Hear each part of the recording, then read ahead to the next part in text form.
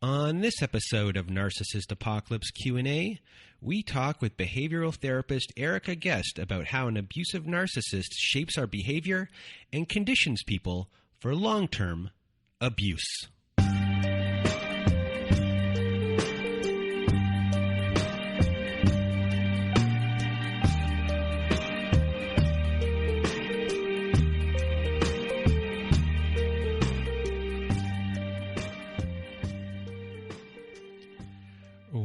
Welcome to Narcissist Apocalypse Q&A, everyone. With me today, I have Erika Guest. How are you? Well, Brandon, how are you doing? I am doing well. And for those that don't know you, you've been on our Survivor Story episode, September 13th, 2021. You've also been a guest on our Q&A episodes where we discuss transactional analysis theory. And now you are back. We are going to discuss today how a narcissist uses behavior conditioning. And for those who are listening, behavior conditioning, you probably in high school at a certain point, you heard about Pavlov's dog and things like that. Well, that's what we're going on this path here today. So big thank you to Erika for being here with me today.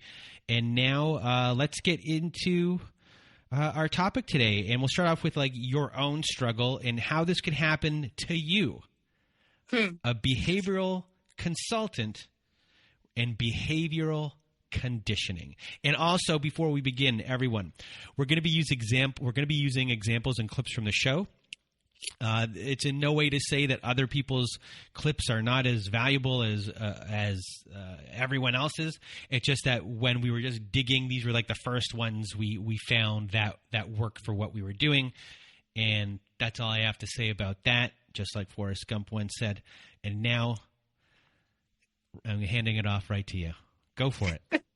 You know what? I was thinking that maybe at the end of this, we should be issuing certificates because this is like Behavioral Psychology 101. We're going to dig into it. There'll be a quiz at the end. All right, and I'll charge admission. Okay, perfect. So tell us about your struggle. Well, I think the struggle was the day that I realized that the methods that I use in my practice as a behavior interventionist were the very methods that were being used in my own home and in my own relationship. And I'll never forget it. I was in a grade 5 classroom. I was there providing behavior support to a little guy that we called Tiger. And I was all set up with my equipment. I had my reinforcement system. We had a safety plan. We had some corrective measures that we would use if he behaved in ways that we were looking to correct. So there was in other words, there were some consequences for ways that he was behaving. And I'm wildly committed to methods of positive behavior support. So these are entirely non-aversive methods of behavior shaping. And as I was sitting there with my bag of tricks, it just occurred to me that I was living with exactly the same techniques in my own home. And I really owe it to the kids that I support on a daily basis for holding up the mirror and allowing me to see the stuff that was fundamentally changing who I am. It was over time, when our behavior is changed over time, it actually changes. It changed my sense of identity. And so, that day with Tiger, sitting there offering him Fruit Loops for desired behavior, I realized that I was under the same system. So one of the questions I'm curious about is how can we recognize when our behavior is being shaped or influenced by another person? How can we identify that sooner? And I was so struck by the story of Ethel. Her narcissist is actually a dog trainer. So you can be sure that he's using the same methods that I am. And he has the audacity to say to her, well, let's listen to the clip and let's let her tell that part of the story herself. He would tell me that he also told me that he could train people and he could train me. And I was like, no, you're not going to train me, right? And sadly, He already had. Yeah, he truly had. Okay? We hear prior to this moment all of the ways that he was reinforcing her and punishing her, and her behavior was already changed. I think it's pretty audacious for him to just make that kind of claim, and he's not wrong. He can train people. He has trained people, and the other interesting thing that he says is that he's not encumbered by the feelings that other people have. He's not burdened or limited by things like empathy or compassion. He doesn't have feelings like other people, spoken like a true narcissist. And unlike him, a good chunk of my university training is in the world of ethics. So on one hand, we have these methods of behavior conditioning and shaping. And people entrust their children to me and say, listen, we've got a problem and I need your help to fix this. And so on the other hand, I have the code of ethics that says, how do I do this in an ethical way? And I am absolutely constrained by that code of ethics, unlike a narcissist. So I'm going to use the term conditioning and shaping kind of interchangeably, and I should probably define those. They certainly work together interchangeably. There's nothing wrong with that. So behavior shaping is the incremental development of a behavior over time. So training wheels are a really good example of a behavior shaping method. Or if you've got a kid who really likes to pet the dog, they're curious about the dog and they've always got their fingers up in its fur.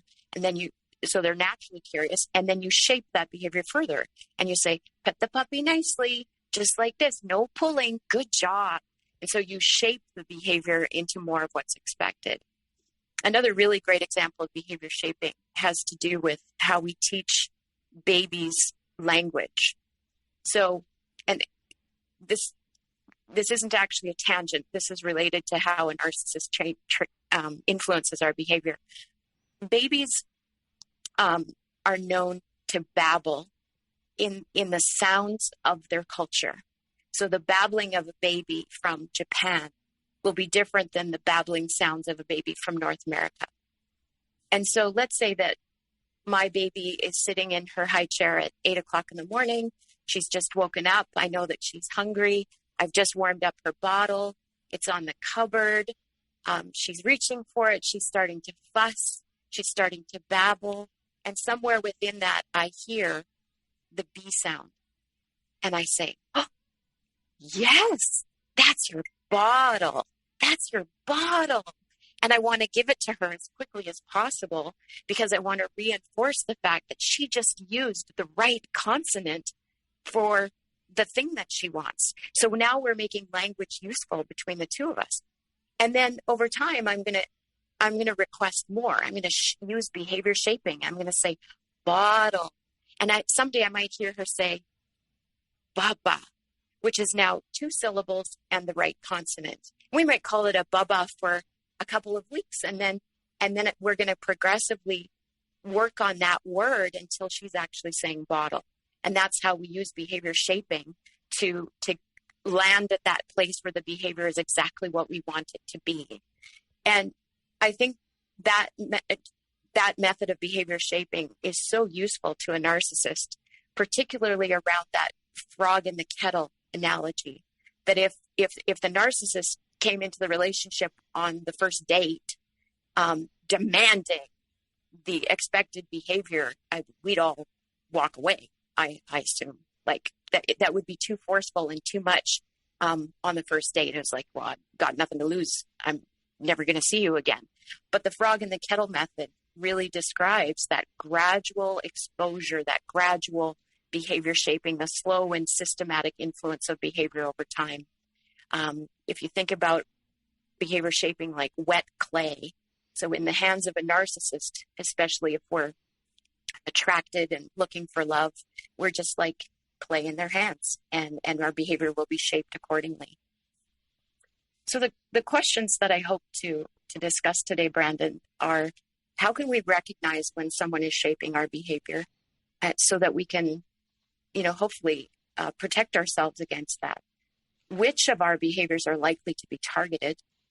That, again, describes how we can protect those particular behaviors of our own, and which methods are likely to be used to influence our behavior. I hope we can kind of cover those questions today. So I guess in the first question of how do we know that we've been the target of behavior shaping?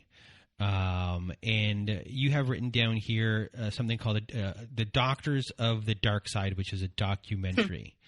And through this, if you can identify the methods that are likely to be used, can we be better prepared? Mm-hmm. Mm-hmm. That's actually the focus of that documentary. It's the story of how the U.S. government investigated the methods of torture that are used by enemy forces, and then what they did with that information is they provided that to military trainees to say, listen, you now work for us. You're going to be in enemy territory. You might be taken hostage or captive. You're going to be subjected to these torture methods, and we're going to give you the tools to survive. And I mean, ideally, what the government wants is to protect state secrets. But when I think about the work of Mark Vicente, whom you interviewed with Vienna, the whole purpose of his work as a filmmaker now is to equip people with an understanding of how coercive control works and how, for me, it's not a stretch to say some narcissists use torture methods. One of the first methods of any torture around the world is sleep deprivation. So when I think about, the narcissists who keep us up at night, one of the first things that does is it affects our cognitive functioning. So my hope today is to identify some of those methods that are used so that we can withstand the effect of that. So when it comes to, knowing that we've been the target of behavior shaping, the number one sign of shaping behavior is when someone starts thinking, I'm walking on eggshells, which you hear pretty much in every single one of our episodes. Mm-hmm. And then we have some other episodes that we've written down here when it comes to Hira, who was a college student. She was goaded to go to the pub when she wanted to be home studying. And that is someone's putting up their boundaries. And in this case, it's not seen as boundary pushing in this episode, in this person's story. It's not something that you look at as this is pushing a boundary, but it's used in this fun kind of idea of this is kind of what we do on a normal basis. It's not something that's scary. It's, having a drink might be considered a treat, for a dog in a sense. Here's a reward of some sort. At least we're going to be doing something kind of fun. So you don't notice things when they're being done in that way. And then in Saturday's episode, she just mentions he just wore me down is a big sign of behavior shaping. In the episode with Quinn, she describes I just went numb, and she also describes landmines. Yeah, she did. Some walk on eggshells, and Quinn described walking on landmines. There was another conversation you had where you talked about the house was on fire. So all of those speak to the sort of the insidious ways that somehow our behavior has been shaped to where we've learned not, to avoid those landmines and to walk delicately so as not to set off the moods of the narcissist. And eventually, a lot of people get to a point of their relationship, their toxic relationship or their abusive relationship, where they say to themselves, I do not recognize myself anymore. Mm-hmm. And at that point, when that comes out of your mouth or you're thinking it, you've been shaped. You've been conditioned. You're no longer the same person anymore. And the desired effect by your abuser, by the toxic narcissist in your life, by the coercive controller in your life, their work is done. Yeah, in fact, and you could say in some ways their work is done, and in other ways you could say that that's when their work starts. Once we've been groomed, then the fun begins. I mean, then they've set up the conditions where they can do whatever they want because our behaviors are now thoroughly under their control. Yeah, exactly. So I guess at this point, are we going to discuss Ivan Pavlov? Sure. Let's do it. This is Psychology 101. So classic conditioning, part 1, Ivan Pavlov, 1902. Take us on this day in history, Professor. So first of all, classical doesn't have anything to do with music. It has to do with the first discovery. Classical, it's the classic. It's the first one. It's like Coke classic. We should know about Pavlov that he wasn't up to anything nefarious when he was doing these experiments, and he did nothing nefarious with his discovery after it happened. He wasn't up to anything bad. He was actually studying digestion. And I think he probably had the better end of the deal because they were using dogs, and he happened to be at the feeding end of things and not the picking up dog shit end of things. So he was lucky to be at that end of the lab. One of the laboratory controls in this experiment for studying digestion in dogs was to ensure that the dogs were hungry. And I want you to put a pin in that because that has relevance to the narcissistic relationship. Keep your subjects hungry. Keep them wanting more. So let's imagine that the onset of these experiments was triggered by a bell. The bell was actually, this isn't actually how it happened, but let's say that the bell signaled that the food was to be delivered to the dogs. So the bell rings, the food is delivered, the dogs begin to drool. Salivation is one of the first autonomic behaviors related to digestion. Pavlov takes his notes. The end. But then one day in the lab, the bell is rung and the guy delivering the food is late. And Pavlov notices that in the absence of food, they can't see it, they can't smell it, it's not in the room. In the total absence of the food, the dogs drool anyways. And he's like, well, why is that? So it turns out that is something called associative learning. That a neutral stimulus, which is the bell means nothing, is paired together with a meaningful stimulus, which is food, and an association is made. And so the bell begins to represent the fact that food is coming. So there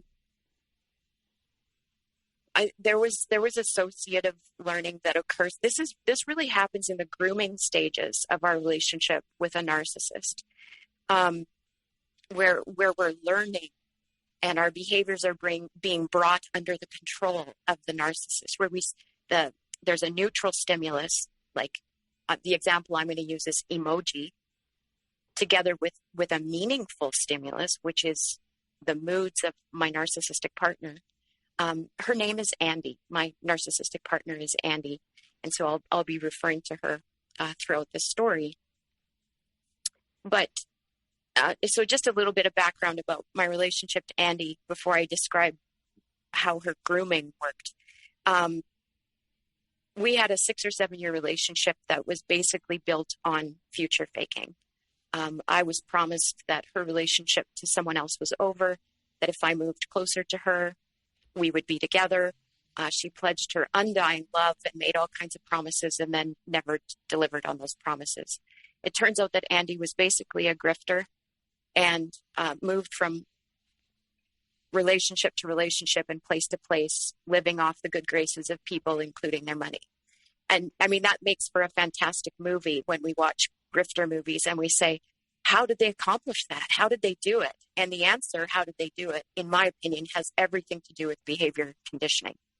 So one of the first in this long distance relationship, and any couple who's built a relationship through texting very likely has their own language between the two of them. I think there's some couples who will use like the eggplant represents a penis and a peach represents the vagina. And in our relationship, there's an emoji that's sort of like this. It's like a red mask, like a monster, the red monster. So in a lesbian relationship, the red monster represents menstruation, which matters when you're two lesbians who are hoping to have sex on the weekend. And it's like, hey, I'm looking forward to seeing you. And then you get the red mask and it's like, well, damn. So those emoji are just neutral symbols. They're nothing. They're inert. They're one-dimensional until we assign meaning to them. And what I came to understand is that we had almost like a 3-star rating system. If I got 3 kissy faces, like the little yellow emoji with a heart, 3 was the maximum amount of love. 3 laughing faces was like maximum laughter. That I told a really good joke if I got 3 laughing faces. But I also came to learn that if I got a high five, she was annoyed by something. The high five symbol actually was actually passive aggression, and she was pissy about something. So if I got the high five, right now, this is a sign of behavioral conditioning. If I got the high five, I would say, is everything okay? Because it would signal me that her mood had shifted. And, did I say high five? Thumbs up was passive aggression. High five meant she was really mad. Because if she was really in agreement with me, she would write the words out. She would say, oh, that's a great idea. But if she was really upset about something or actually in disagreement, then I would get the high five. Anyway, all that to say that I had been conditioned by the emoji that she would use. They took on significance for our relationship. And the faster I intervened in her shift in mood, the more I hoped to avoid a full-blown episode just by running interference on her emotion. That's classical codependency. You know, her moods are my fault. So I was thoroughly trained in how to do that.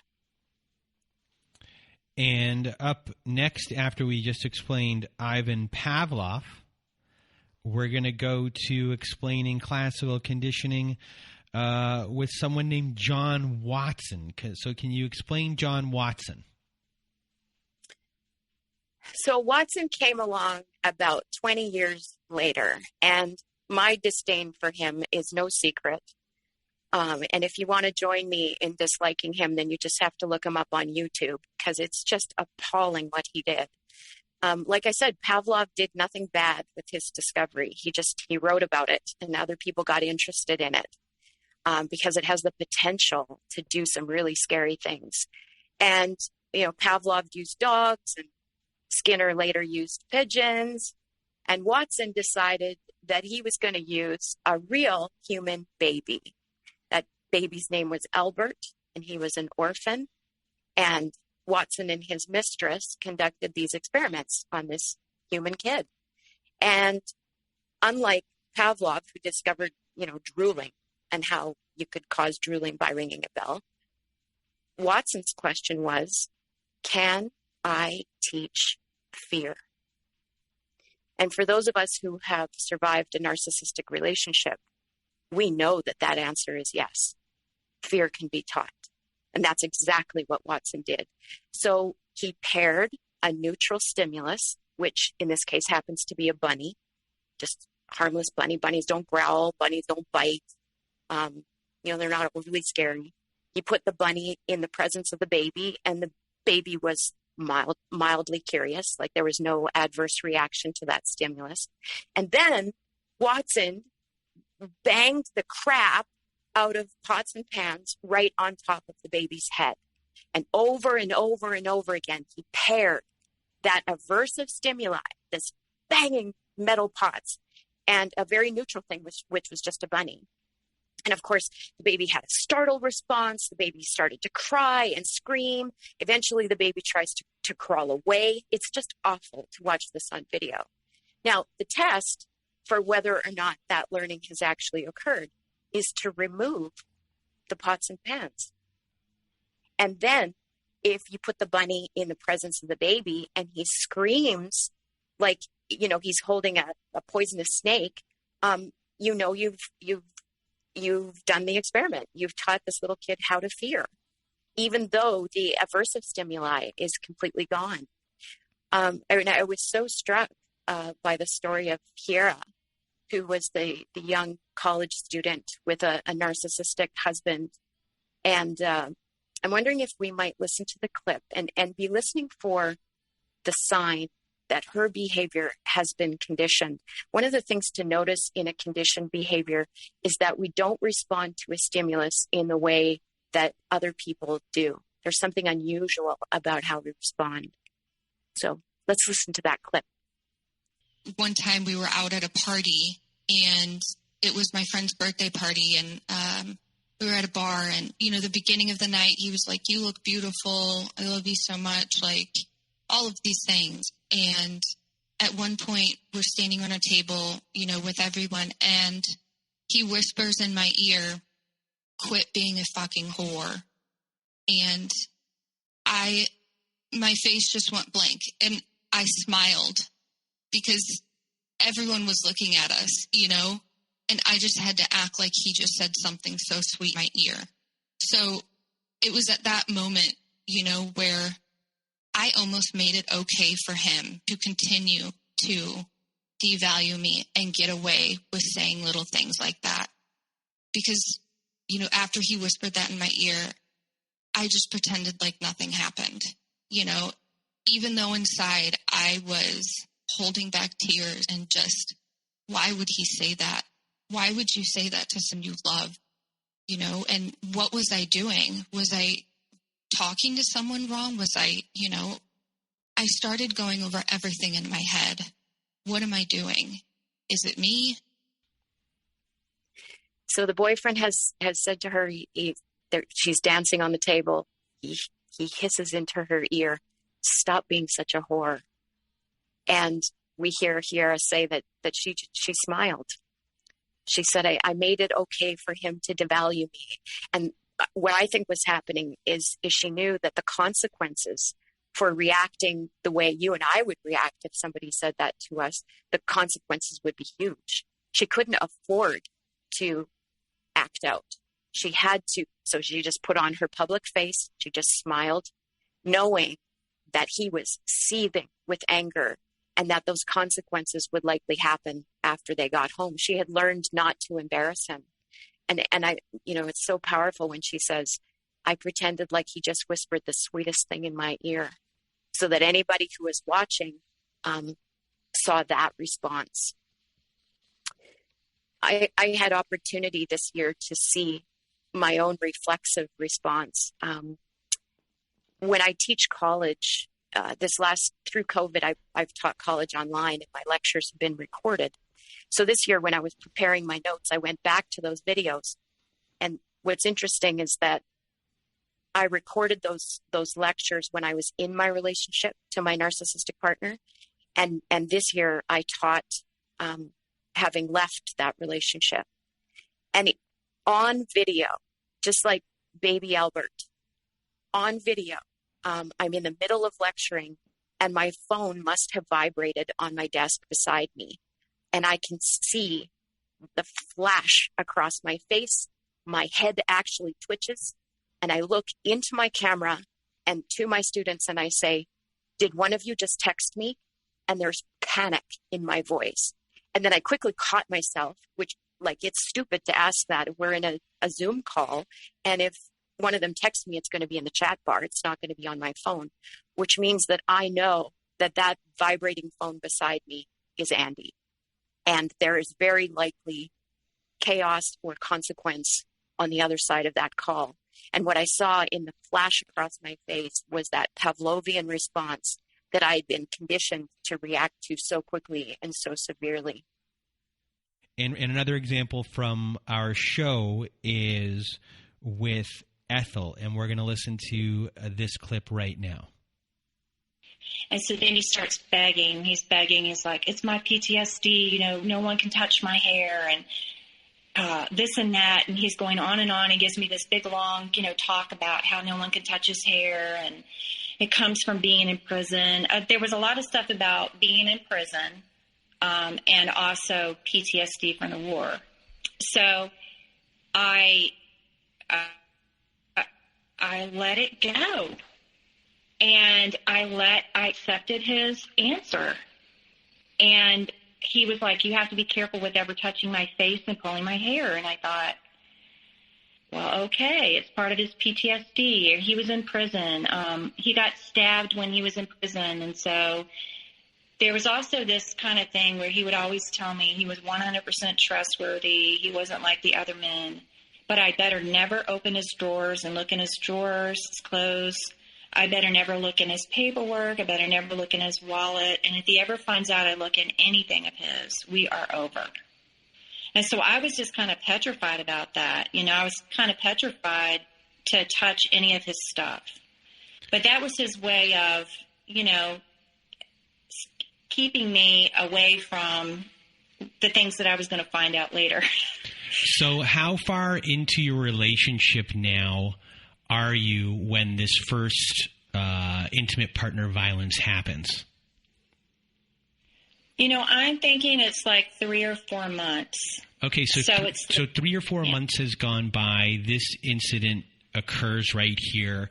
You are, have already been trained or groomed to forgive his anger issues, his outbursts, and now his violent physical behavior, blaming it on his PTSD, his childhood, his Iraq war, his time in jail. He's not taken responsibility for anything, and he's now also setting fear boundaries with you. You're not allowed to do this. You're not allowed to do that. You can't touch this. He's creating a separation for you to not find out about anything that he doesn't want you to find out about. And you are already afraid of those outbursts that have occurred, and you don't want to see those outbursts again. And, from the beginning of when you met him, when he leaves his ex's home in 4 days and that initial hook gets into you of like, this guy really must like me, to the point where you are like, this guy is really into me. He's said all of the right things. He knows everything now about me, and all of these things that I'm looking for that are the opposite of my ex. I've excused all of these other giant red flags. A lot of this, yes, I'm scared, but at the same time, I'm used to this kind of up and down chaos. I'm still here. The sex is great, and and also within this time, boundaries are trying to be pushed. Yes. Mental boundaries, sexual boundaries with your body, and now you have physical boundaries as well. So you're in a really bad spot here at the 3 or 4 month mark with everything that he's been able to get away with, and the trap in which was set to let that continue. So what I notice about what you say to her is you're beginning, the story is now transitioning to that time when the pleasantries of grooming and the idealization phase and love bombing, that's about to shift now. And your observation to Ethel is that she's been thoroughly groomed, and she's now set up for the worst of it. And what you say to her is that fear has been taught. It's just like what Watson taught to baby Albert, that fear has effectively been taught to her. She's learned which signals are going to mean consequences for her. She's been conditioned, and she's now ready for the worst of it. It's just such an incredible mirror that you hold up for her. So up next, what we're going to kind of discuss right now is how a narcissist can benefit from classical conditioning. Mm-hmm. And we have 3 benefits here. There's behind closed doors, we have only the crazy is visible, and generalized learning. So take us through benefit number 1, behind closed doors. All right. This was such a wake-up call for me. I think the first benefit of classical conditioning to the narcissist. So the benefit of classical conditioning is that the teaching goes on behind closed doors. We don't actually get to see the banging pots and pans. We don't get to see the coffee mug that gets smashed against the wall beside your head. We don't get to see somebody who, puts a boot to your phone and smashes your screen. We don't get to see, how many family photos, family pictures have been taken where the narcissist is actually pinching you in the back of the neck. Like, we don't get to see that in classical conditioning. All the training, all the teaching goes on behind closed doors. And all that's visible to the public is just the reflexive behavior, which to a lot of people will be completely invisible. I mean, here is dancing on a table at a party, having a good time. Her boyfriend whispers something awful in her ear, and she shows no response. So all of that conditioning and training has gone on behind closed doors. So the second benefit to the narcissist of classical conditioning is that all that's left over is the fact that we look crazy, that the victims of these methods just look insane. Eventually you get to remove the abusive gestures that you might have used to teach your victim how you want them to behave. You don't, the pots and pans disappear. We've got a baby who's terrified of bunnies. So let's say we take baby Albert, he's going to daycare, and we take little Albert to the petting zoo, and, he's having a good day and he's fine with all the animals. And then all of a sudden he's in front of the rabbit pen and he loses his mind. Little baby Albert, he's just like freaking out. And we're like, buddy, it's just a bunny. That's all it is. It's all good. And he's screaming bloody murder. He's terrified. And it's, before long, he's at the pediatrician and getting medication and a diagnosis because he seems like a crazy kid, when in fact, he's just been, we don't know what goes on behind closed doors. He's been taught to fear bunnies. And so when you think about us as survivors who, all of a sudden we have a big reaction to something, or we're crying uncontrollably, or we're triggered by something, and it's like, wow, she really is nuts. Like, no wonder he left her. She's crazy. Well, you don't know what goes on behind closed doors and how we've been affected by those threats and by that violence and by those aversives. I think there was a story one time when someone said they soak us in gas and then they marvel at the fact that we're flammable. Like, right? That's the effect of that conditioning behind closed doors. The third and final benefit of conditioning to the narcissist is what we call generalized learning. And this is something that Watson experimented with. He congratulated himself on having taught an infant how to be scared, father of the year. And little side note, Watson's children died by suicide. No surprise. So, he's an asshole. So he decided, having effectively taught this kid to be scared of rabbits, to experiment. What would you do with a stuffed bunny? There's a YouTube video where Watson is wearing a bunny mask, and what effect does that have on the baby? And eventually he just uses a little pelt of fur, and the kid just screams. So in behavioral psychology, we call that generalized learning, where your initial stimuli or trigger is the bunny itself.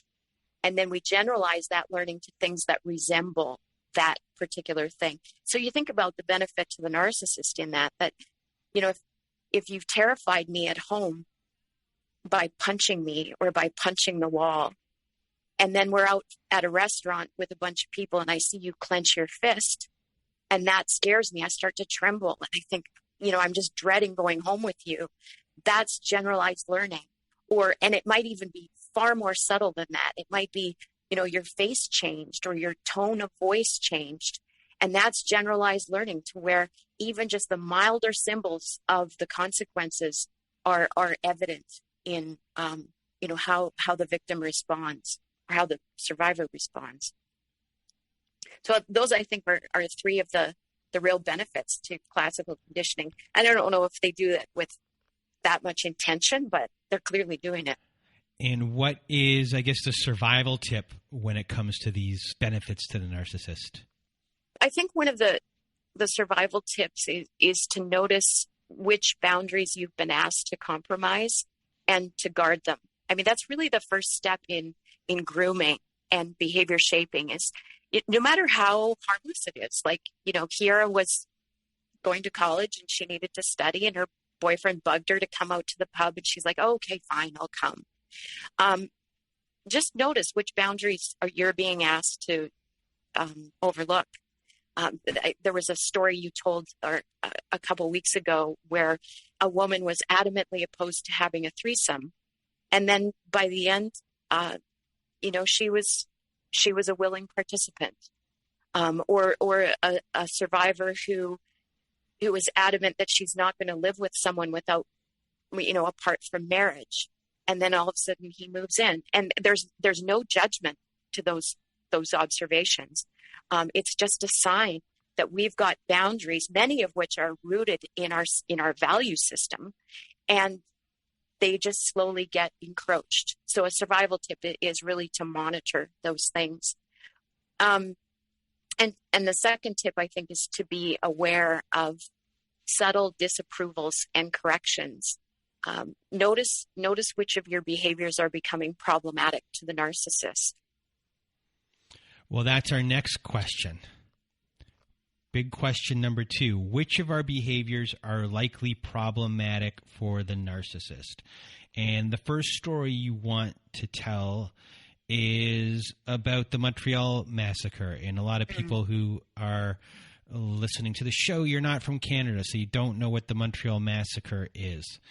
And it had to do with a mass killing at the École Polytechnique in Montreal, and this happened in 1989. It's something that is still discussed here in Canada to this day, violence against women.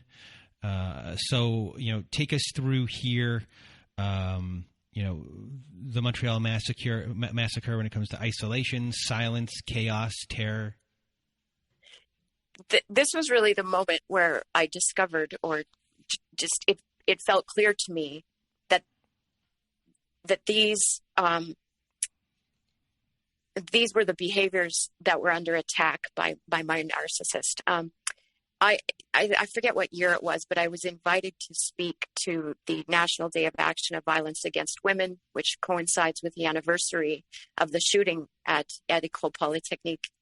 And so in preparing that address, I dug a little deeper into the story of that horrific day. I'm going to use the shooter's name, and I've made a commitment to myself that I'm having an emotional response. I have a commitment not to say his name without saying all of their names. So I'm just telling you, Brandon, that I will say their names when I get home tonight because I'm going to name him. His name is Mark Clipine. He was the shooter. And I was so struck by the things that he did after he entered that school. His first action was to separate the men from the women. And that was the first action of isolation because his intended victims were those women. His second action was to ask the question of the women that were standing in front of him, why do you think I'm here? But, narcissists are rarely open to conversation, and he wasn't interested in their answer. He answered his own question. He said, I'm here because of feminism. And he blamed these women, these engineering students, for affecting his opportunities. This was a gender-based attack, murder. And then the third and final action of the shooter was complete terror, the terror at the other end of a gun. And it occurred to me as I was addressing the audience that day that I was being subjected to very similar things. Obviously not at the other end of a gun, but I was being isolated. I was being silenced, and the longer I was in the relationship, the more I was living with mental chaos. I was not thinking clearly. So I think we need to be aware of how our social behaviors might come under attack. So that's anything that we're doing that's meant to maintain our connection to other people. And let's listen to a clip with Ethel to explain this a little. Oh, yeah. He began isolating me then at the time because he wanted me by his side all the time. So anytime that I wasn't working, I was with him. I would go with him to his dog training events. I was just by his side all the time. And for me, that was great because he wanted my attention, right? But he was basically kind of pulling me away from, well, I guess if I go back to this, like I was in a different state and I didn't have a lot of friends at the time. So it probably was very easy for me to step right into that because I just had my patience and I didn't really know a lot of people except for the people he was introducing me to. So I just stepped right into this world of his and went with it. And then he tried to isolate me from my children. He would tell me, my kids weren't good kids. I needed to just face that they were bad people. And it was him and I against the world. And I needed to just go ahead and let them go. She describes it so perfectly. The techniques that are used on her to create isolation, including, geography. How many people have you interviewed where there's some sort of geographic movement, right? All of a sudden I moved away from my family, or there might be even vacations create an opportunity where you're not in your normal setting, and that sort of puts us off kilter. So that was Ethel's experience. And then, of course, the narcissist started throwing shade on her kids and creating distance between her and her children and planting little seeds of doubt. So our social behaviors will include anything to do with how we communicate, the shared memories that we have with people. Narcissists don't like that if we've got shared memories, if we're making plans together, if we have traditions together with people, how many people have you interviewed where some narcissist has made a mess of Thanksgiving and Christmas, right? That affects, those are social behaviors. And I mean, we're in the middle of COVID. So again, how many people have you interviewed who have left their narcissistic partner in the middle of a pandemic? Because the isolation is almost too much to bear. At least that was certainly the case with me. I left a year ago, December 19th. And after the social behaviors, we have communication behaviors. So I think our communication behaviors, and maybe this is a bit of a survival tip, what kind of communicator are you? Are you someone who speaks really honestly and candidly? Are you a clear communicator? Are you blunt and straightforward? Those are things that a narcissist does not like. And we might find that our what we communicate, how we communicate is edited over time. I'll give an example from my own experience of how this happened. When you're hanging out with friends and you're a new couple, somebody's bound to ask you, how did you two meet? And I noticed when I was telling that story to my friends or my family that Andy didn't have any issue with how I told that story. And I was telling the story factually. When Andy and I met, we were both in other relationships. I was married. She was with her wife of 12 years. And, I tell the story, that I met Andy on Facebook. Somebody recommended her to me. She was really aggressive on Facebook, and everybody at the table laughs because we all know that Andy is aggressive on Facebook, and she's self-righteous, and she tells everybody what to do. She's bossy. And then, of course, I tell the story that we went to private messenger. I went to private messenger, and I found the sweetheart there that I grew to love. And then everybody laughs at that part of the story too, because we all know that side of Andy as well. And I was free to tell that story as often as I wanted to my friends. But there was a day when we were hanging out with friends who were not only from Andy's side of the world, but who had also been friends with her and Sarah, with her ex-girlfriend. And so, I told this story a dozen times, and it never occurred to me that I couldn't tell it here. So I told exactly the same story. And all of a sudden I noticed that Andy wasn't responding in the same way. And she said in front of our friends, you really freaked me out that day. Like, I thought, who is this freak? Like, who does this? Who reaches out on Facebook like this and then goes to private messenger? And, you really, you were just another cisgendered woman, hetero, unhappy marriage, chasing after somebody like me. And I mean, it just shut the whole conversation down. And I was so embarrassed by that consequence, by that correction, that it's a story I simply stopped telling. Now, why the difference? Why was it okay to tell that story the way I did for as long as I did, and now suddenly it was wrong? And the answer was that if that story got back to Sarah, she would know how much Andy had lied to her, because we were being triangulated. She was lying to both of us about the status of that relationship. And so over time, my story became edited in ways that suited Andy's purposes. And up next, we have cognitive behaviors. Well, and this is the hallmark of narcissistic abuse, is the attack of our ability to think independently and clearly. So this is actually, again, I'm going to credit my students with this, the children that I support. I was sitting in my office one day reviewing a student's file and looking over a psych assessment, a psychological assessment. And what I noticed in the subtests for the psych assessment is it listed things like working memory, processing speed, perception, nonverbal communication. And then within that, we would think of things like decision-making and problem solving and self-regulation.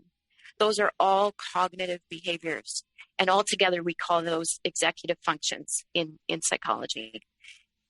And as I was looking at this kid's psych report, I mean, we might end up with a diagnosis, we might end up with a learning disability. But as I looked at this report, I was suddenly struck that my executive functions had been under attack, that one by one, my memory was affected, my perceptions were affected, my ability to problem solve, my ability to self-regulate, like to regulate my own emotion. All of that was being affected by this relationship. It was debilitating my ability to think independently. And when it came to finally making my escape plan, with the help of a counselor, I made my escape plan at a time when I was thinking clearly, or in like brief periods of time where I had clarity, knowing that come that moment that I was poised to escape, that I would be back in that place of mental confusion. And I mean, it's no rocket science to say that gaslighting serves the purpose of affecting our cognitive functions. Like, at the end of the day, you don't even know how to spell your own name. So I think in terms of survival tips, those are the three behaviors of ours that we need to guard really carefully.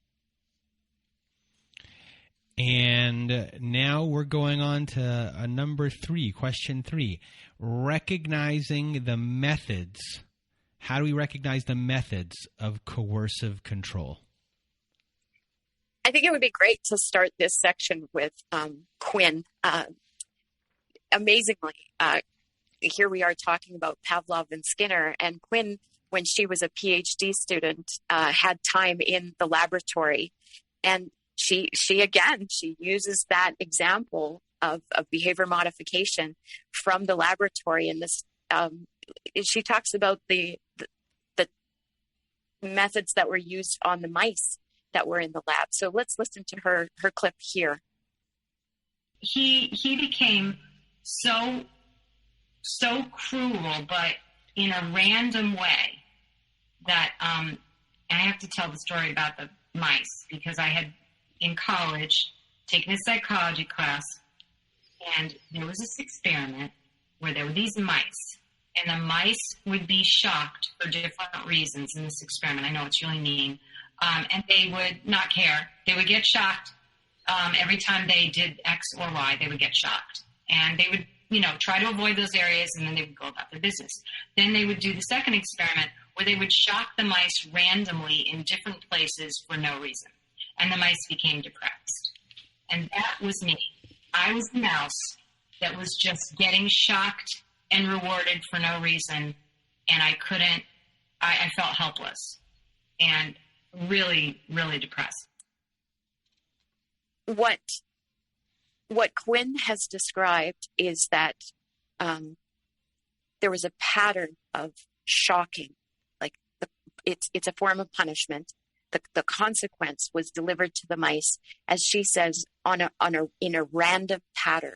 The random pattern of punishment had an effect on the mice, and scientifically, what they noticed is that the mice became depressed.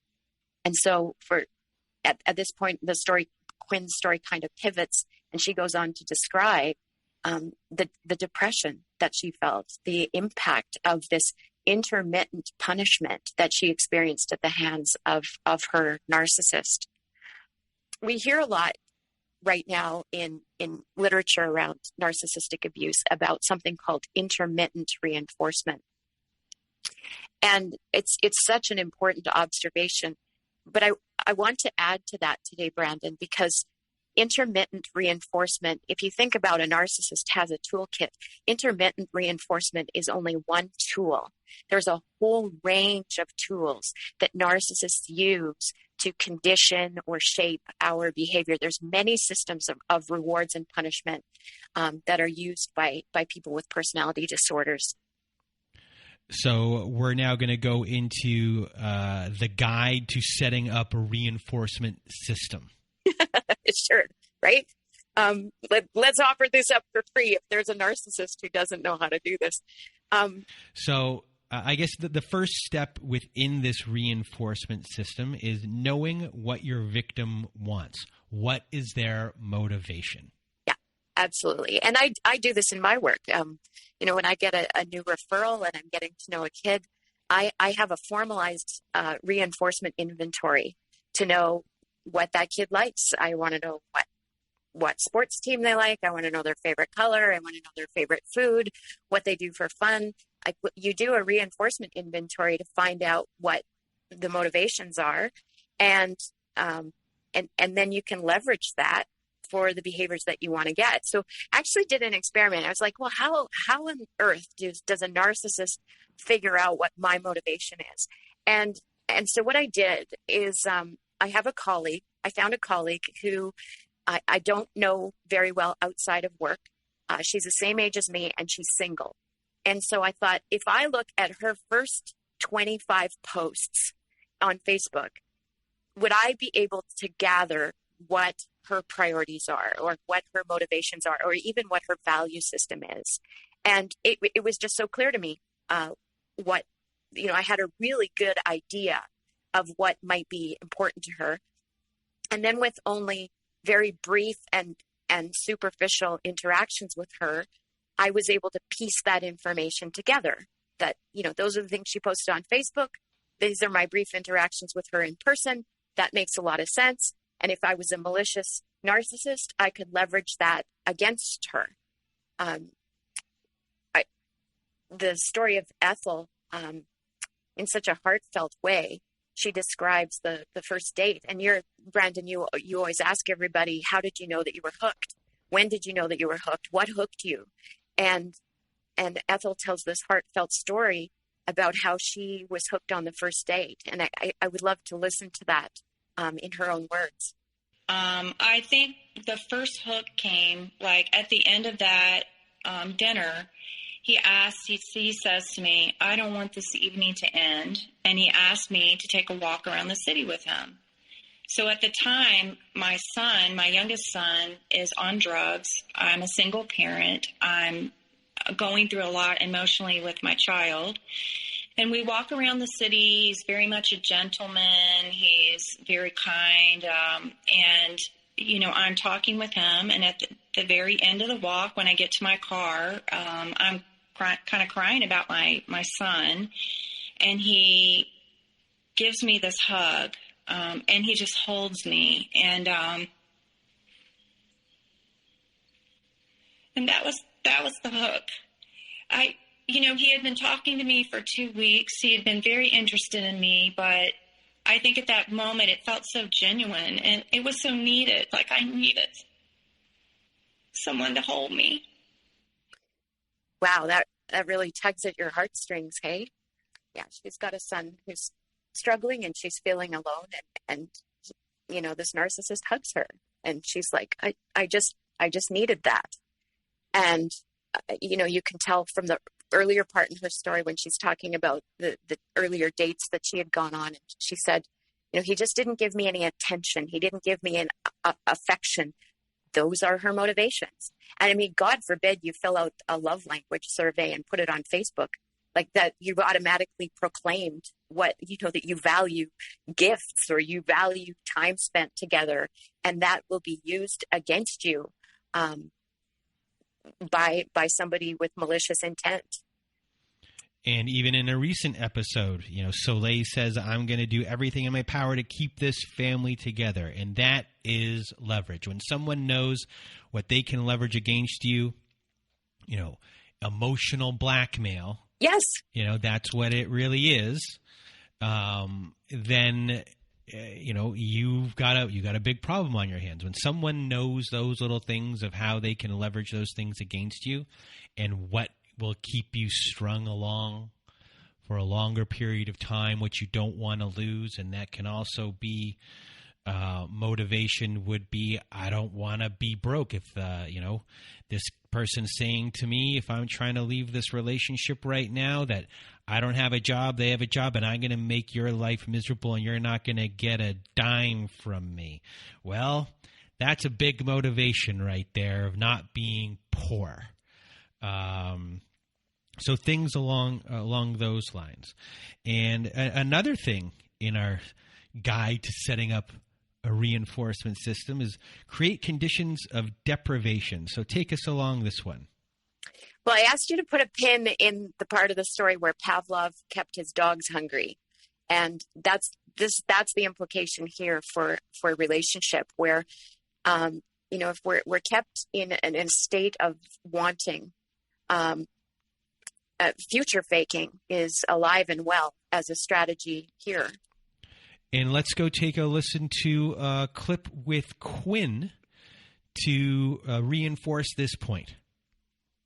So he would do this sort of commitment phobic dance where I would rarely see him sometimes. Sometimes 2 weeks would go by and I wouldn't see him at all. And when I approached him about it and said, hey, like, what's going on? Are we okay? Because did I say something to offend? You know, I'm even afraid to ask. But, you know, what's going on? And he would just say, oh, I just, you know, backpedaling a little bit don't want to move too fast, you know, which never seemed to be a problem before for him. And so suddenly I was barely seeing him. I was seeing him here and there. And the pain that I got as I approached him about it, and each time he made me feel worse and worse, was terrible, like the stabbing pain of rejection. Like this person that was so into me suddenly doesn't seem very into me.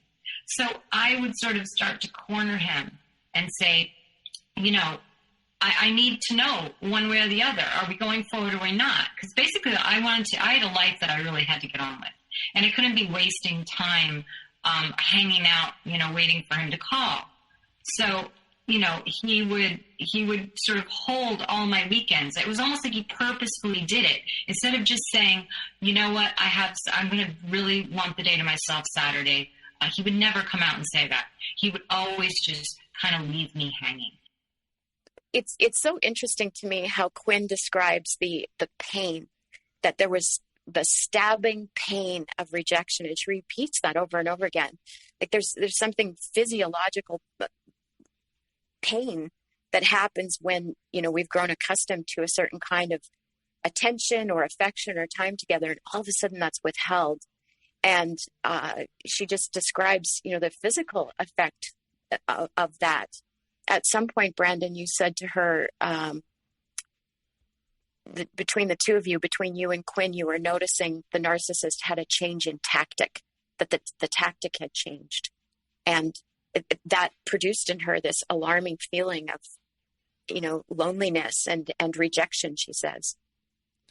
Up next, we have choose when to boil your frog in your guide to setting up a reinforcement system. Right. So let's quickly review. The guide to setting up a reinforcement system is knowing what your victim wants. That's going to be the motivation that you can leverage. Create conditions of deprivation, like keep them hungry and keep them coming. And then decide whether and how and how often you want to turn up the temperature on the frog that you now have in the kettle. Decide which behaviors are going to reinforce and how often. So here, again, remember that the behaviors that are likely to come under attack are our social behaviors, our communication behaviors, and our cognitive behaviors, our independent thinking. And so be mindful that that's what's going to come under attack. And here's where we're introduced to the systems of reinforcement that are likely to be used. So if we could listen to the clip of Quinn, and here, Brandon, you do a little bit of talking with her about, she's noticing, well, let's have her tell it in her own words, and then we'll talk about it later. So he was also really chivalrous. I don't think I've ever known a man in my life as chivalrous as he was at that time, which is where every little twitch I made was like, are you okay? Are you about to sneeze? Do you need a tissue? Can I get you another fork? Do you want me to clean your fork? Let me get you a spoon. Maybe a spoon is better. And there's just constant reading my face, reading my emotions. And he had this whole thing about, I can really see into people. I really am connected to people. And I really know people like no one else knows people, because I've made it a thing in my life to just really get inside people and know people. And this was presented to me in this comforting way. Like, I'm not going to ignore you. I'm not going to forget what your feelings are. I'm really going to, help you open up. And he did succeed in opening me up and me telling him, just about everything I had to say, which is really more than I had ever done. My friendships with people were always me listening to their problems. I always had this feeling that I just kind of had to take care of myself. So here, finally, someone puts the key in and unlocks me, and I just pour myself out like an open book. And this all took place in about, I would say, 2 months of this intense, close thing. And then there was the rage. And one night. So before we even get to the rage, with everything that's happened here in the first 2 months, you have, I guess it's an intense concentration on everything you're doing. That's a bad wording. Attentiveness to your needs, to a point where he's overdoing what is needed, and that is overwhelming. It shows a chivalry or a chivalrousness, is that a word, that you are not used to. And even though it's seen as chivalry, it is a form of, I guess, control of a sort, in the sense of you're being conditioned right here with all of these attentive things, that your needs here are always going to be attended to. And that is a big hook for you. And, you have common interests. You're being mirrored at this point. So are these common interests real common interests, or as a fluke, or is this something that he's really mirroring, in your opinion? Right. No, I think that he was mirroring most of it. And maybe some of it was he was genuinely sort of just agreeing with me, but I think that it was really mirroring more than it was genuine. So we're literally at the 12-minute mark in her story, and she's described the idealization phase, the love bombing. She's described him as a Disney prince. She describes over and over again how chivalrous he is. And what you notice in her story is, first of all, that her narcissist is now beginning to change tactics. And how you say it is that he's overdoing it, and that we're getting too much of a good thing. And that really has implications here for this system of reinforcement. So I love the fact that we talk about intermittent reinforcement in narcissistic publications. I think it's really important. Intermittent reinforcement describes what's called the slot machine effect. And scientifically, we know that there is no system of reinforcement more powerful in the creation of addiction than the intermittent kind. So the way intermittent reinforcement works is if you think of the slot machine, we pull the lever, and then sometimes we win and sometimes we don't. It's pretty rare in my experience to have intermittent reinforcement isn't often the first tactic that a narcissist use. The first system of reinforcement that narcissists are likely to use is unlimited positive reinforcement. So if intermittent is the slot machine, unlimited is like the buffet table. It's just unconditional access to all the things that you love and value and appreciate. And it's tailor-made to whatever it is you happen to love, to your motivation. It comes often. It is often abundant, like over the top. It's often unexpected. And the other thing I notice about this system of reinforcement is it's often public. So other people see how well you're being treated, and this lavish affection that you're receiving. And the purpose of unlimited positive reinforcement is to create addiction. That's its purpose.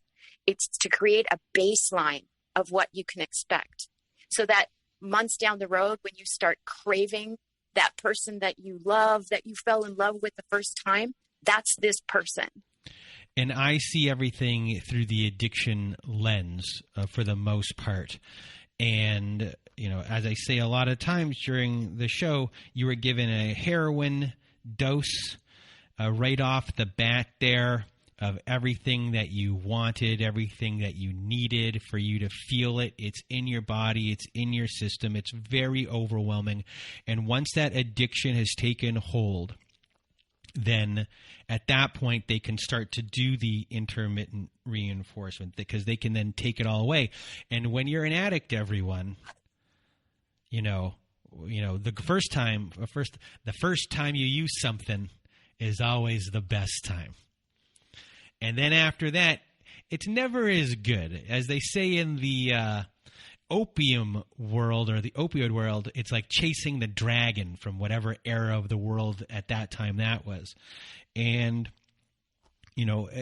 all this kind of happens during the idealization phase, during the love bombing phase, and then eventually you start to get what I consider to be like the testing of the addiction, where then something can be taken away or something bad can happen. And then when you give that addiction crumb back to them, they get that sensation, they get the hit, it overwhelms them, it goes into their veins. They get the initial feeling that they got, just like if it was a Pavlovian dog reaction.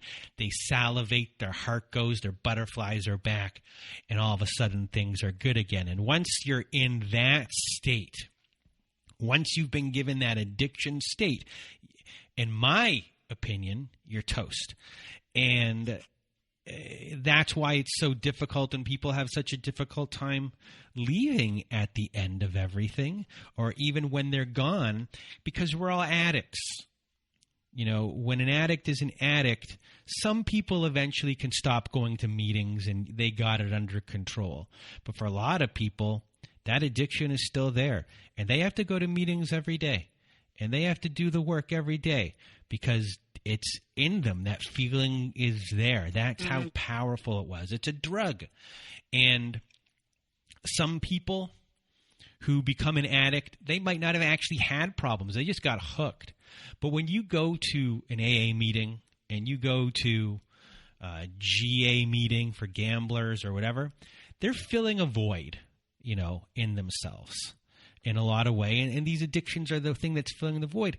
And for people in these situations, a lot of us might be codependent people coming into this, and there's a void that needs to be put in there.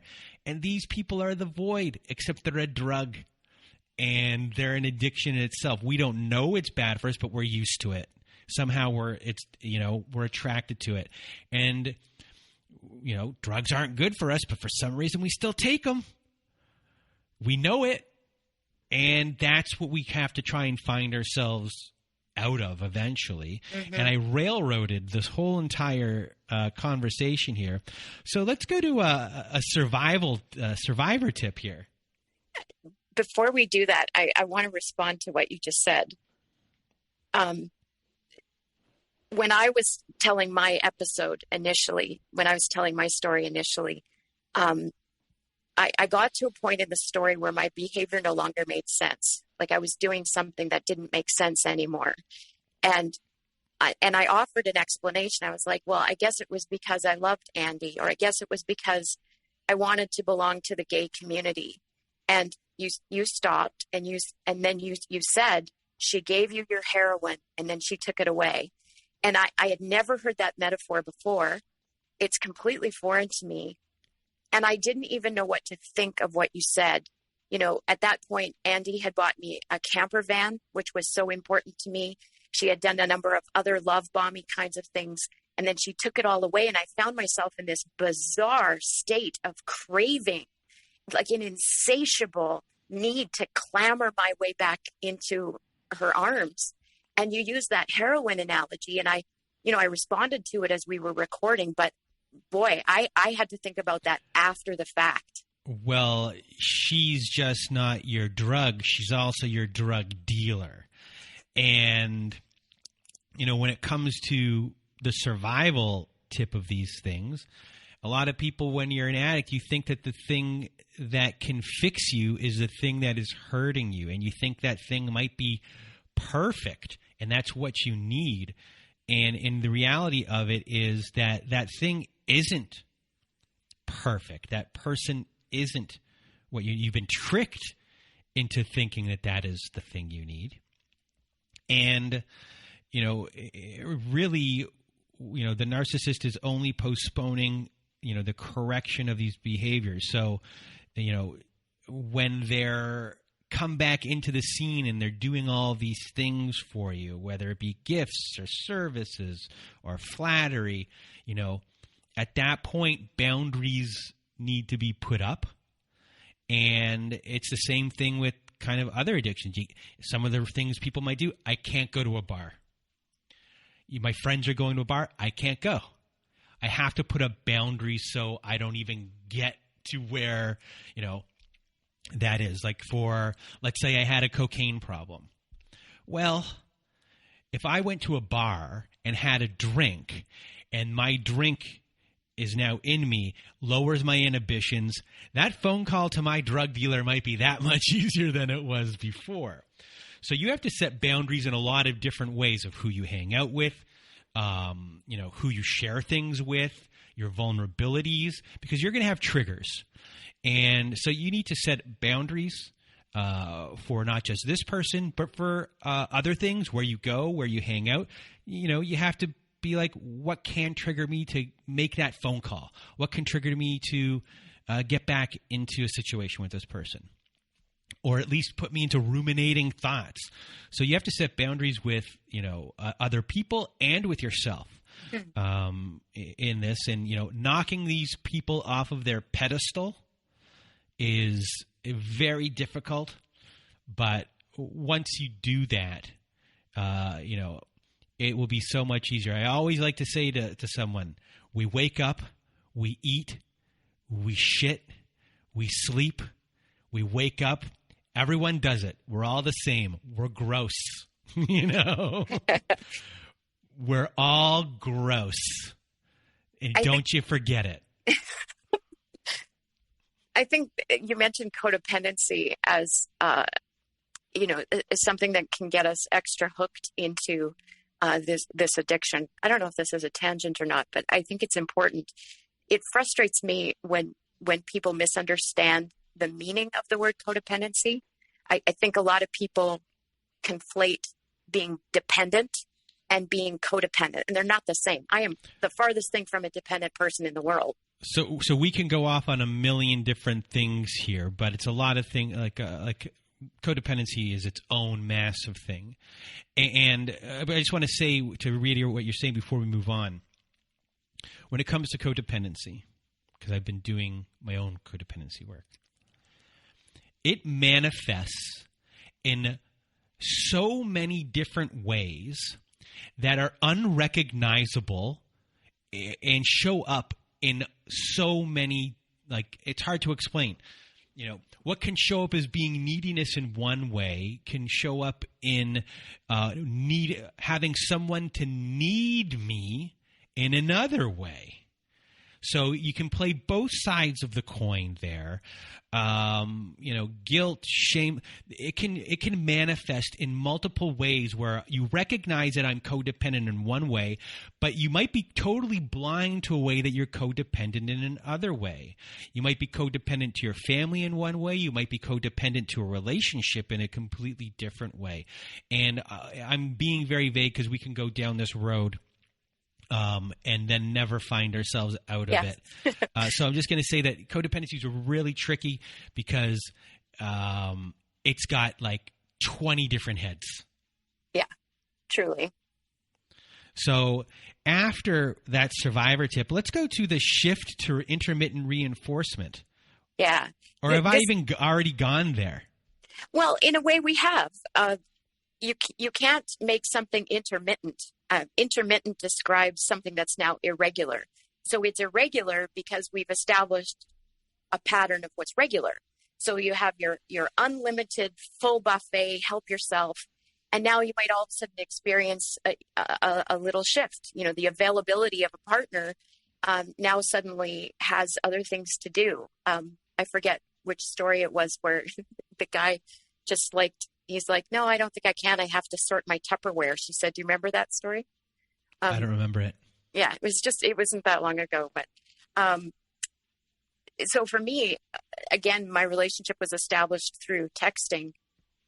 And I came to expect that, three smiling faces represented the maximum amount of love in one speech bubble.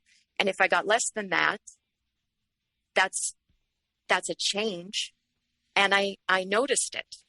And it sounds so juvenile. I'm a 50-year-old woman who's noticing that there's one less kiss in an emoji, and yet it absolutely had significance.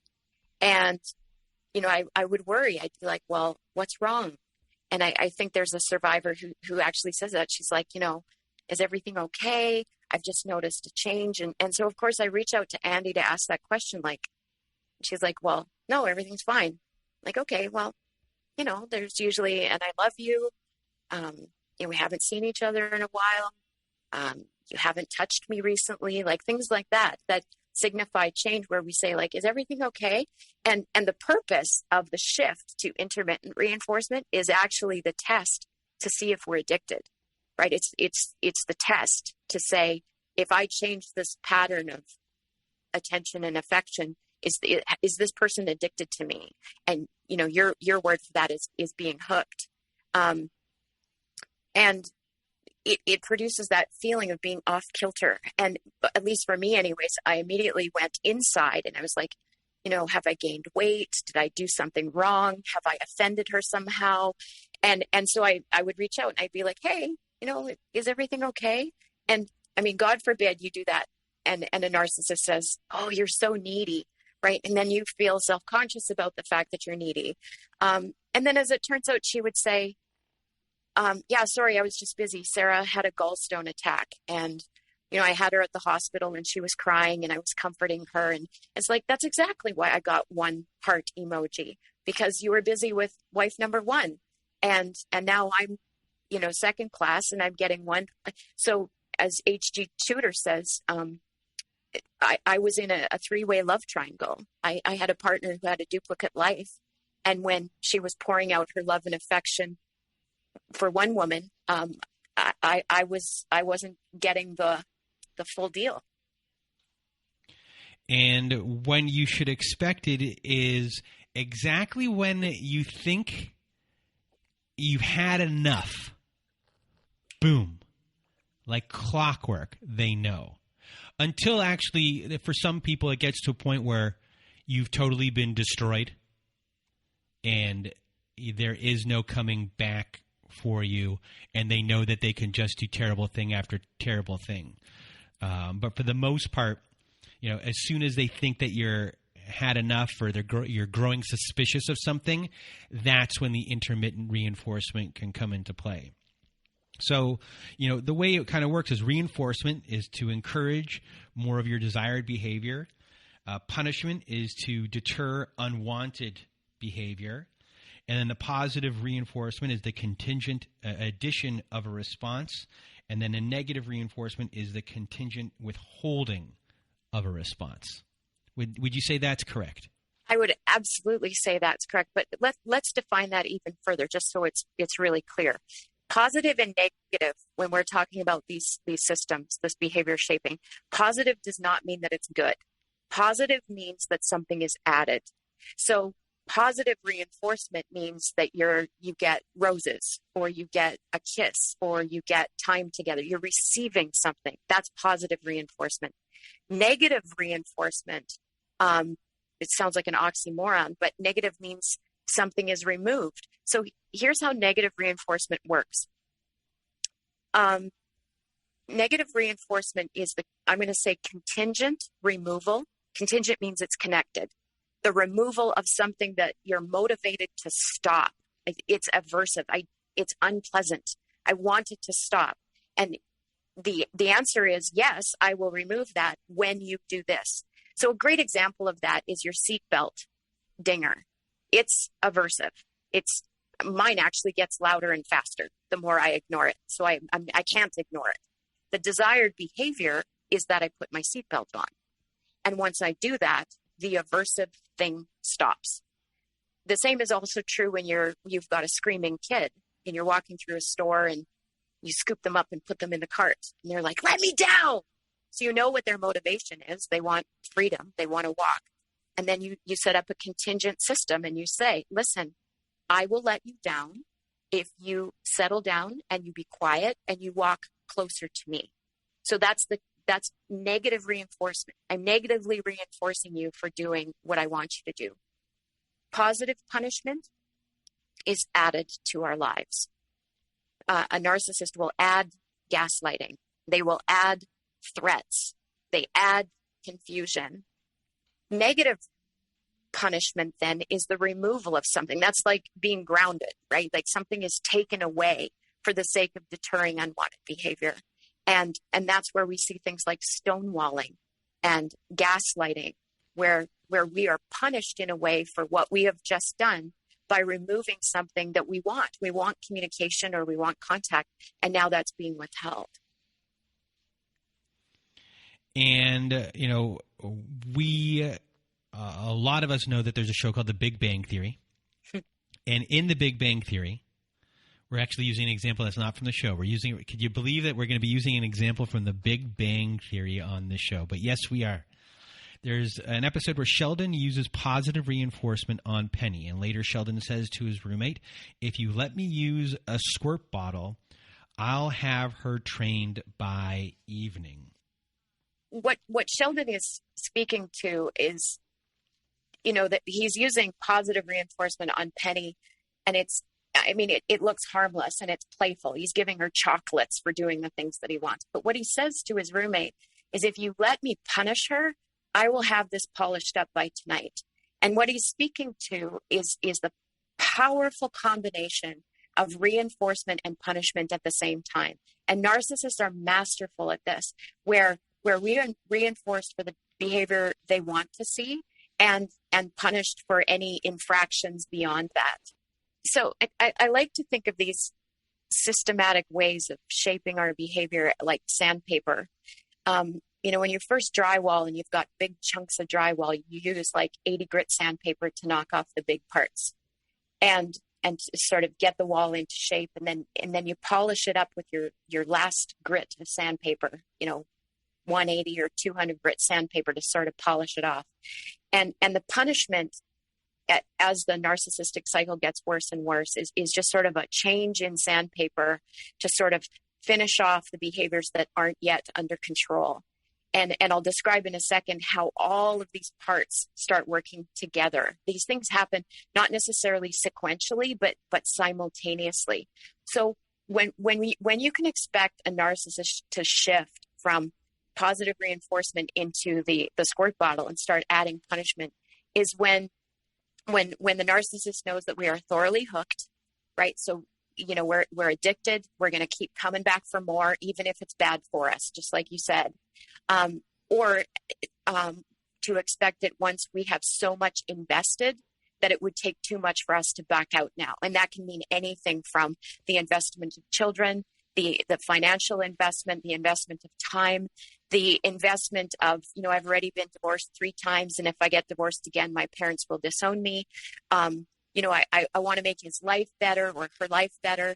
And so I've invested so much. I don't want to stop now. I think I can make him happy. Right.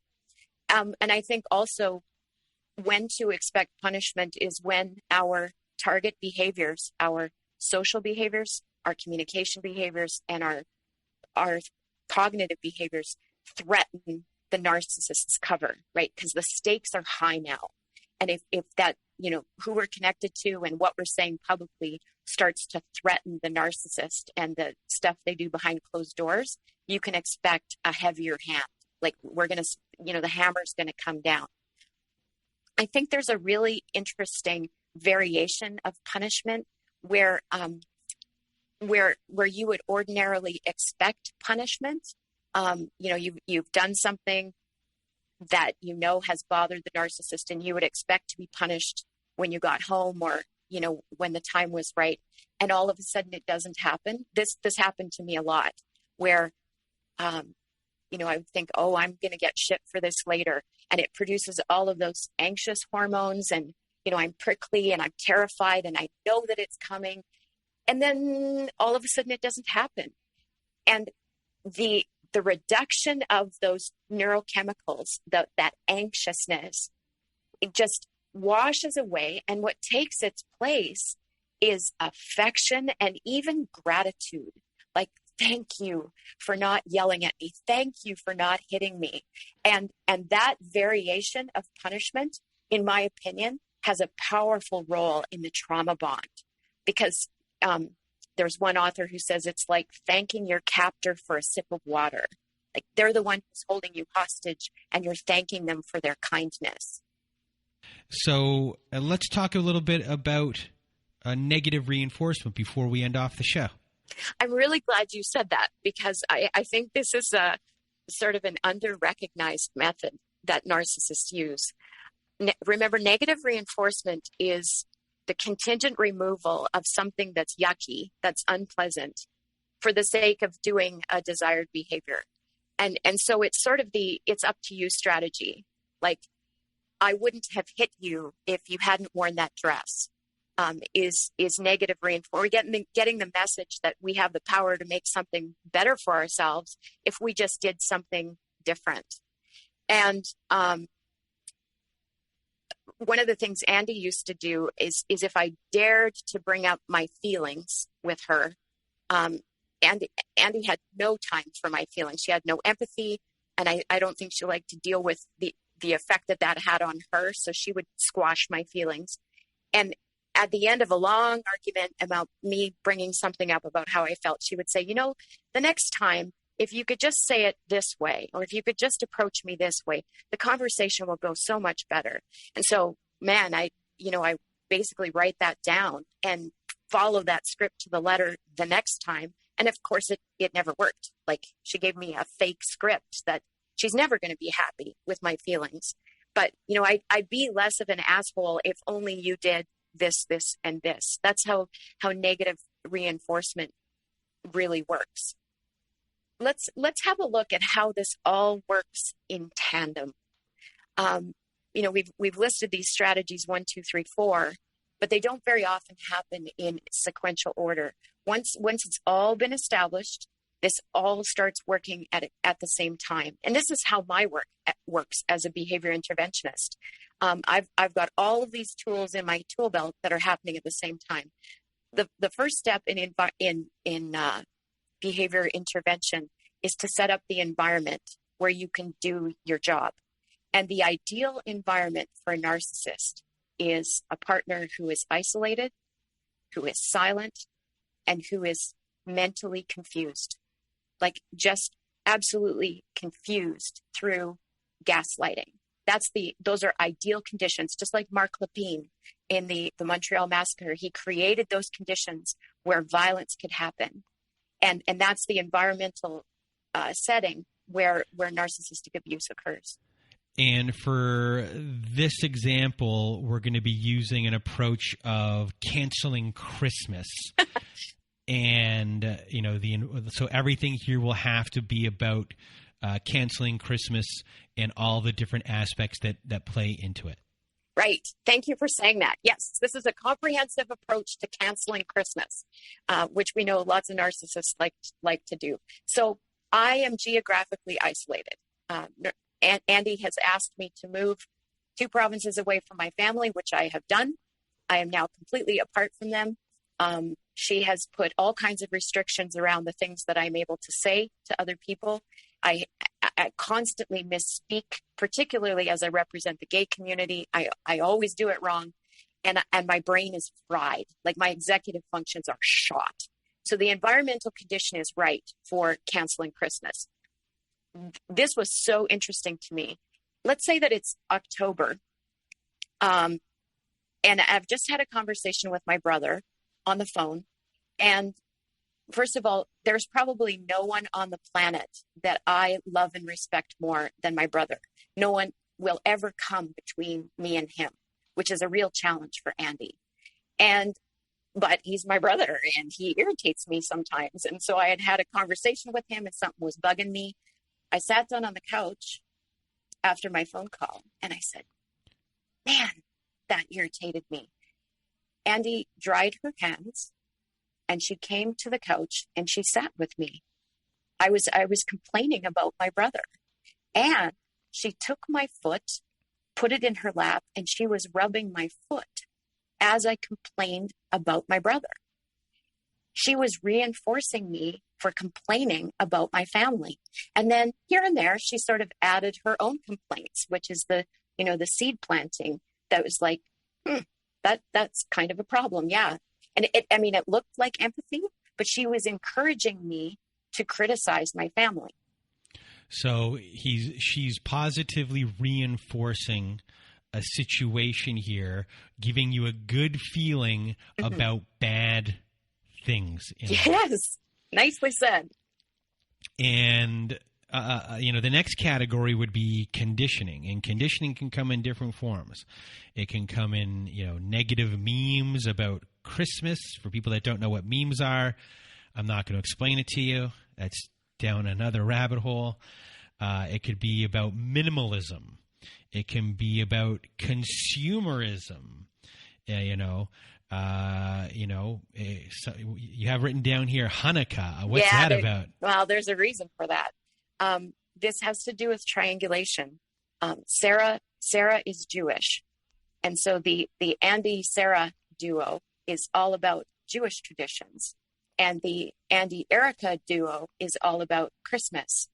And so these memes, in a very subtle way, Andy knows that I'm a minimalist and that I oppose consumerism and the commercialism of Christmas. I oppose that. And so these memes are meant to sort of encourage me in that direction.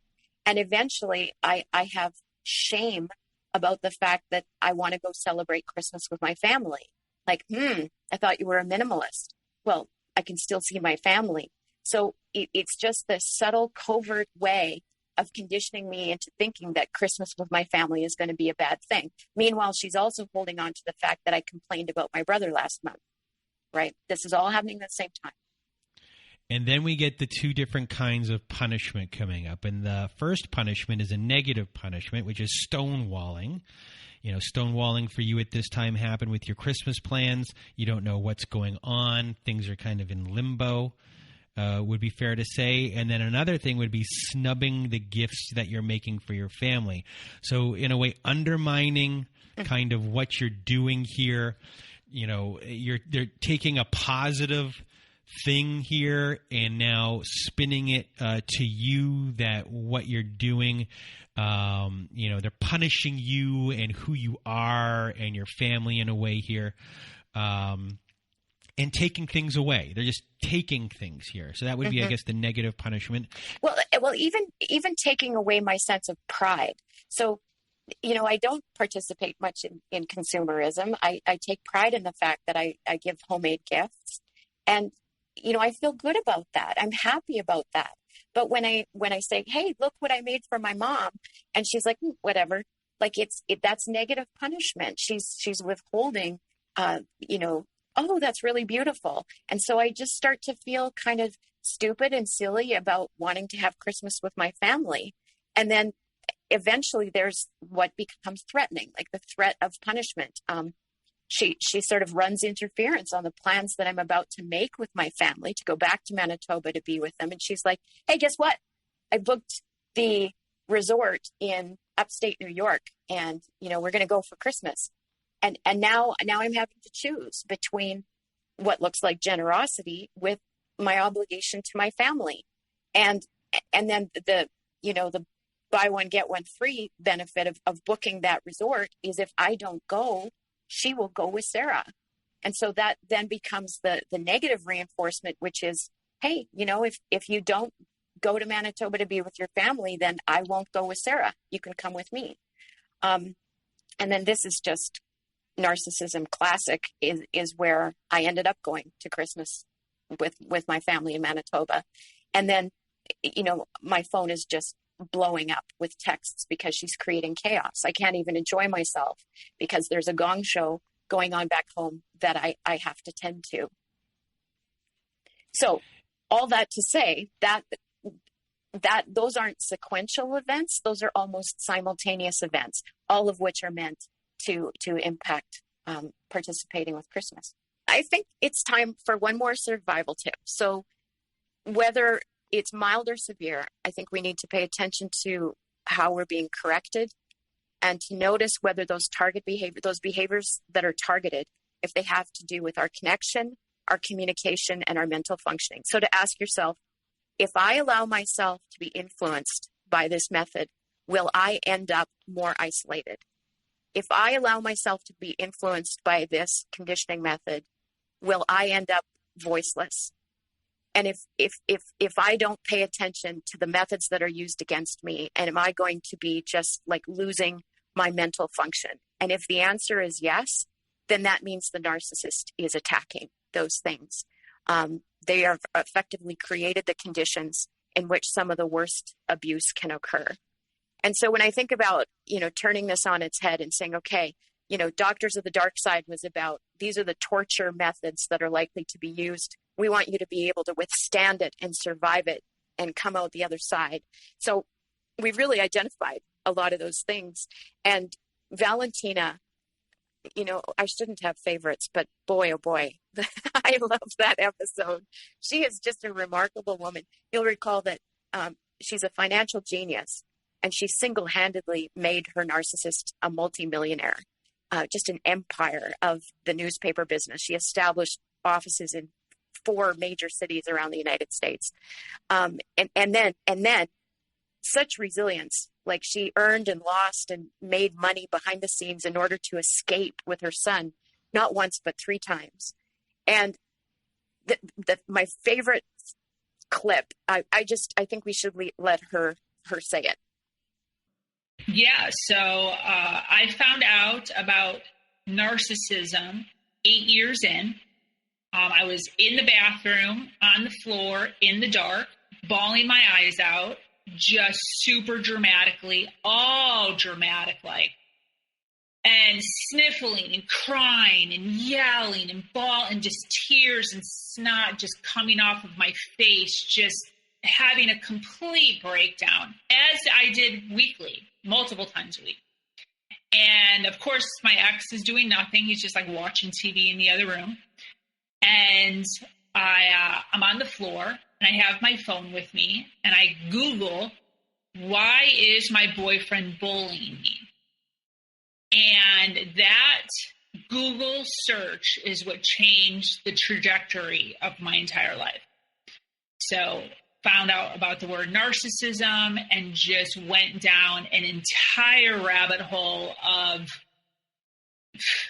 this is not even my fault. This is not even me. This is not even none of this is my fault. This is all him. He's the one that has this dysfunction mentally, and had a complete awakening of who I was, who he was, my our codependency, my empathy, and instead of me falling into a woe is me type of, I'm with a narcissist, I can't believe I'm with a narcissist, and I'm an idiot for being a narcissist, what I actually did is I turned it into, how can I get what I want by manipulating him in the opposite way? And I became really, really good at feeding his ego, at playing his game in the opposite direction in order to move ahead, in order for me to move ahead. And that's when the entire tables turned. He didn't know it was turning, but it was turning.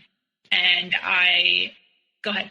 So if he was to rage, how did you figure out how to defuse that situation?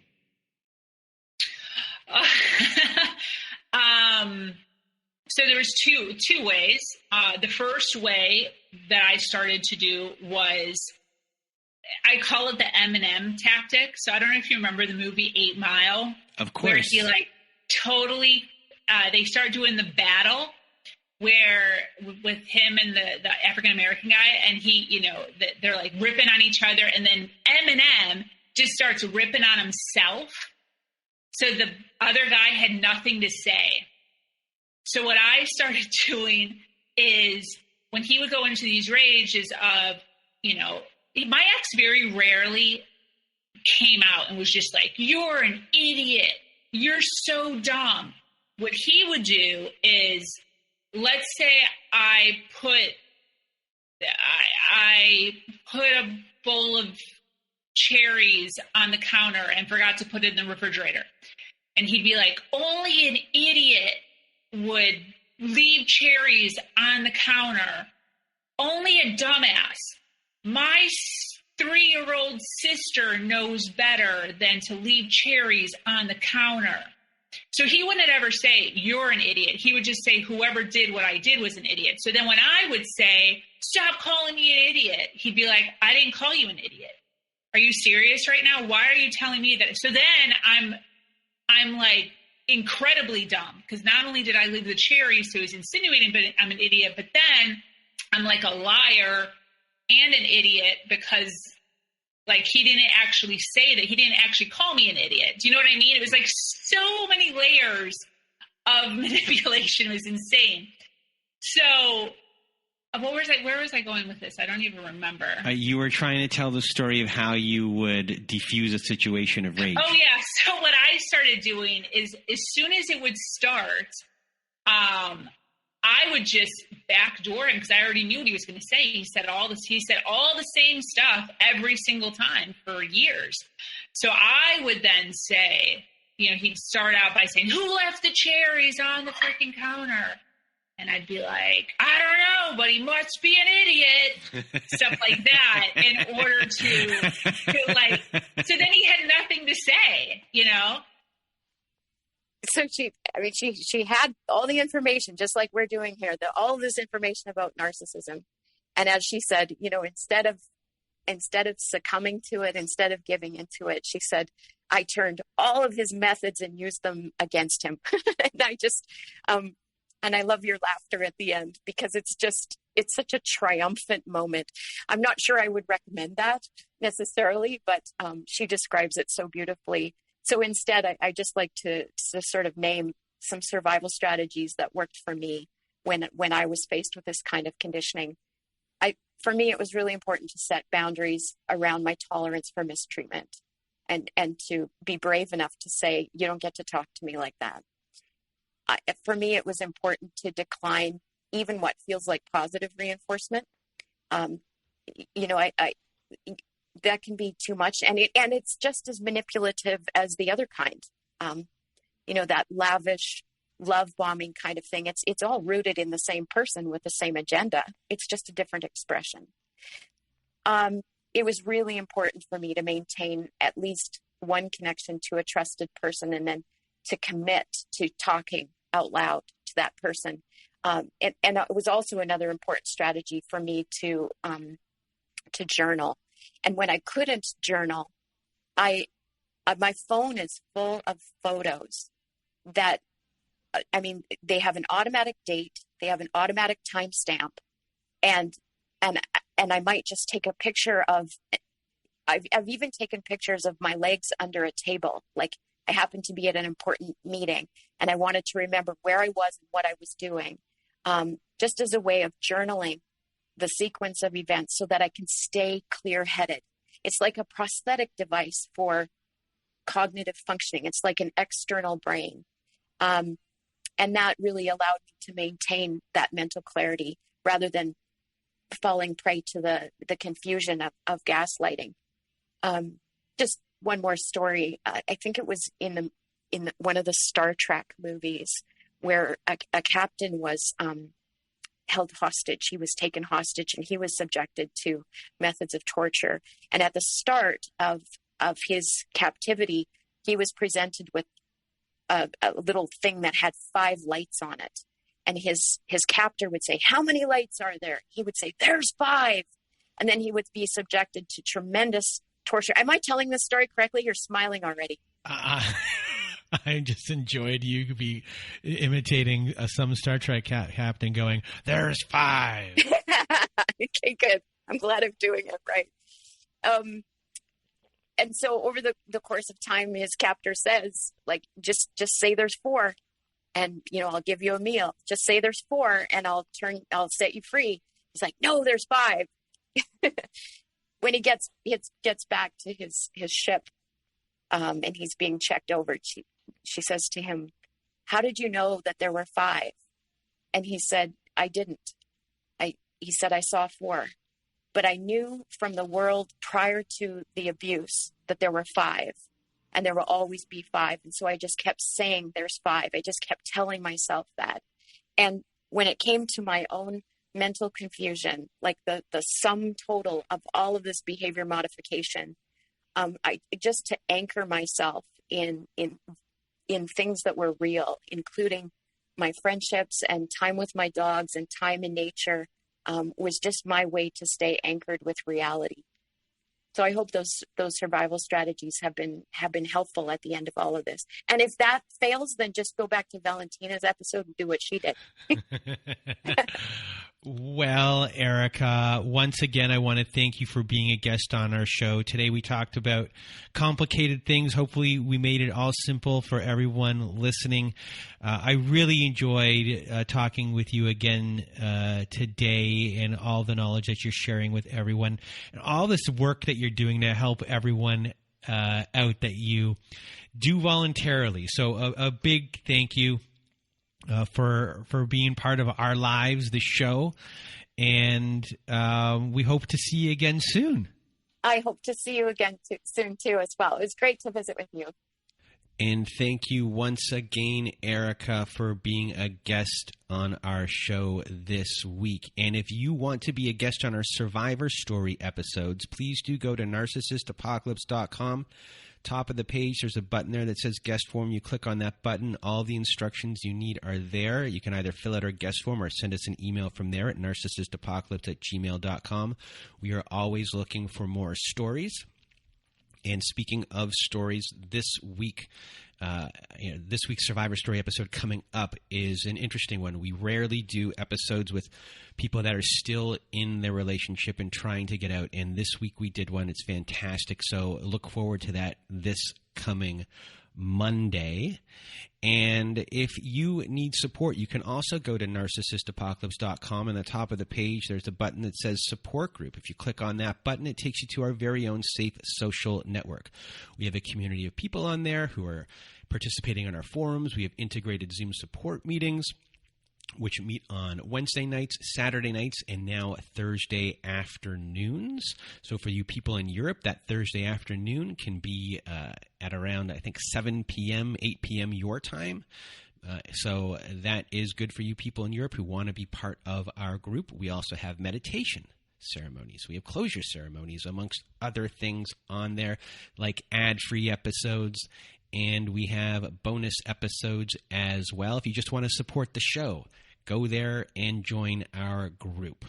So to join our group, just go to narcissistapocalypse.com. Top of the page, press support group, and we will see you there.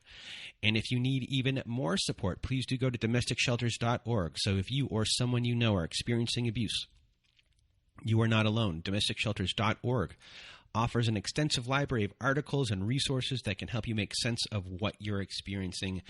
And you can also connect with local resources like shelters and find ways to heal and move forward. So please do go to domesticshelters.org to access this free resource today. And once again, thank you everyone for listening. Thank you, Erika, for being our guest this week. And from Erika and myself, we hope you have a good night.